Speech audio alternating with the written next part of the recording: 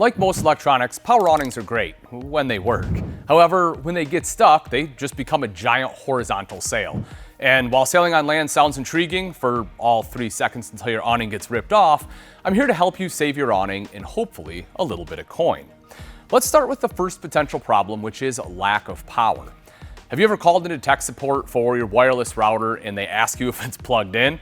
Well, this is kind of like that. So if you push your awning button and you don't hear the motor at all, lack of power is most likely the culprit. First, you'll want to check the appropriate fuses and replace them if blown. If the fuses look good, then you'll want to check your house battery voltage using a voltmeter. If it's too low, usually under 10.5 volts, you simply may not have enough power to move your awning. Also, if the voltage looks good but you see a big drop when running out the awning, it may be time to replace your battery. If the power supply is sufficient but the motor just isn't operating, you'll want to check for loose or corroded wiring in and around the awning motor. If your awning is older, like my good friend Chris Young, it could be something as simple as corroded parts. If your awning seems to have a lot of rust and corrosion, you can use a heavy-duty rust dissolver or oxidation remover to clean the awning components. Another issue you may come across is a stripped motor screw. If when depressing the awning switch you hear the motor running and a faint clicking sound, but the awning isn't moving, then this is most likely your issue. If this is the problem, you can try to manually retract the awning, but if it doesn't move manually, chances are you'll need to contact a mobile RV tech to come diagnose your awning. If your awning isn't working after a storm or heavy rain, it could actually be due to warped awning fabric. Warped fabric will often prevent your awning from extending and retracting smoothly and evenly.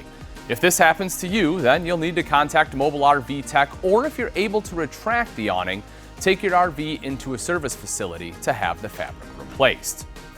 Another potential issue is that one side of your awning is extending slower than the other, or your awning just isn't extending and retracting smoothly and your awning fabric is in good condition. This could actually be due to a damaged awning arm from either hitting something, driving while not fully retracted, or leaving your awning extended during severe weather. Like the awning fabric, your options here are to call a mobile RV tech or take your RV in for service. Just be aware that if your arm is damaged badly enough, usually the only true fix is to replace the entire awning. So if you're having some of the above issues, how do you manually retract your power awning? I'll go over the steps for both a Lippert and Dometic awning, but before I do, just know that if you hear a grinding noise or your awning doesn't move at all when using the manual override, then you'll want to stop immediately and contact an RV service professional. For Lippert, you'll want to remove the rubber cap on the end of the forward awning arm to access the manual awning nut. You'll then use a cordless drill with a 7/16 inch socket and wind counterclockwise to retract. Bear in mind you may need a ladder to fully retract the awning. For Dometic, you'll need to remove the plastic cover on top of the forward awning arm by depressing the button on the side and pulling the two plastic pieces apart. You'll then want to remove the black plastic cap from the manual awning nut and use a cordless drill with a 3/8 inch socket to retract the awning completely. Now, if you don't have any 12-volt power in your RV, then check out this video to help solve the problem.